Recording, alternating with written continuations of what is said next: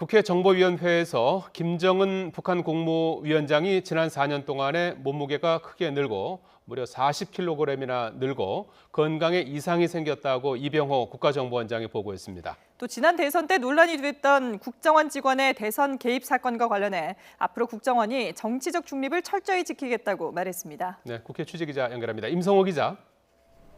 네, 국회입니다. 예. 자, 오늘 정보위에서 나온 얘기인데요. 김정은의 건강이 많이 안 좋아졌다고 국정원이 보고했다고 하는데요. 자세한 내용 전해주시죠.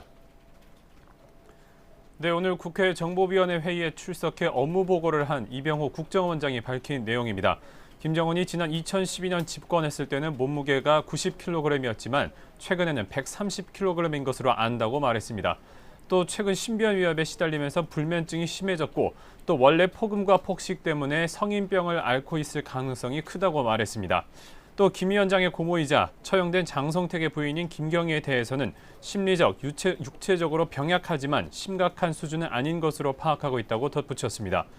또 국정원은 북한의 무수단 미사일 시험 발사와 관련해 400km 고도에 도달하고 또 비행 안전장치가 부착되는 등 기술적 진전이 있었다며 앞으로도 사격 능력을 과시하려는 정치적 목적으로 계속 미사일을 발사할 것으로 보인다고 전망했습니다. 국정원은 또 북한이 올해 3천만 달러의 중국의 어업 조업권을 넘겨서 북한 어민들의 불만이 고조되고 있다고 보고하기도 했습니다. 이런 가운데 정보위 소속 야당 의원들은 지난 대선 당시 국정원 직원의 대선 개입 사건을 언급하면서 내년 대선에서 국정원의 정치 개입 시비가 없게 하라고 강하게 주문했습니다. 이에 대해서 이병호 국정원장은 정치적으로 국정원이 중립을 지키고 권력 남용도 절대 하지 않겠다고 다짐한 것으로 전해졌습니다. 네, 이런 가운데 여야는 국회의원 친인척 채용 논란으로 촉발된 특권 폐지 요구를 이번에는 꼭 실현하겠다라는 분위기라면서요. 네, 그렇습니다. 앞서 어젯밤에 정세균 국회의장이 여야 3당의 원내대표들과 여의도의 한 식당에서 저녁 자리를 함께 했는데요. 이 자리에서 여야는 의장 직속으로 국회의원 특권 내려놓기 자문기구를 설치하기로 하고 입법화하기는 구체적인 방안을 함께 논의하기로 했습니다. 특히 국회의원 특권의 상징인 불체포 특권을 포기하기로 했는데요. 의원 체포 동의안이 국회 본회의에 보고된 지 사흘 동안 표결하지 않으면 자동 폐기되는 규정을 없애자고 의견을 모았습니다.